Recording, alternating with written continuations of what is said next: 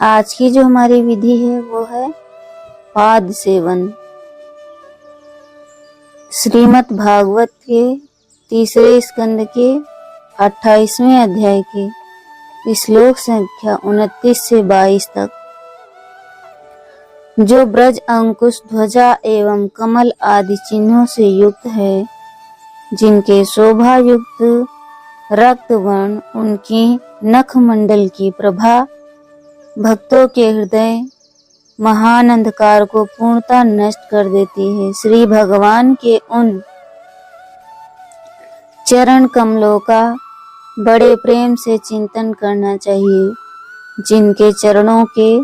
प्रक्षालन जल से निकली हुई गंगा जी के पवित्र जल को सिर पर धारण करके शिव ने शिव तत्व प्राप्त किया, और जो ध्यान करने वाले पुरुषों के अंतःकरण में रहने वाले पाप रूप पहाड़ों के लिए इंद्र द्वारा छोड़े हुए व्रज के समान है,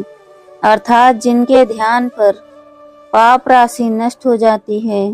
भगवान के उन चरण कमलों का चिरकाल तक चिंतन करना चाहिए। श्री भगवान के दिव्य मंगलमय स्वरूप की धातु आदि की मूर्ति, चित्रपट अथवा मानस मूर्ति के मनोहर चरणों का श्रद्धा पूर्वक दर्शन, चिंतन, पूजन और सेवन करते करते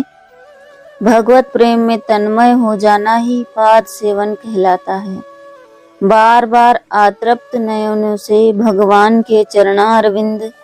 का दर्शन करना, हाथों से भगवान उच्चारणों का पूजन एवं सेवन करना तथा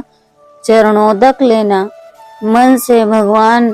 चरणों का चिंतन, पूजन, सेवन करना, भगवान की चरण पादुकाओं का हाथ से पूजन और मन से चिंतन, सेवन तथा पूजन करना, भगवान की चरण रज को मन से मस्तक पर धारण करना,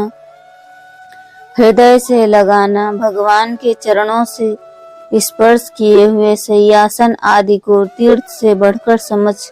उनका आदर करना, अयोध्या, चित्रकूट, वृंदावन, मथुरा आदि स्थानों को जहाँ जहाँ भगवान का अवतार या प्राकट्य हुआ है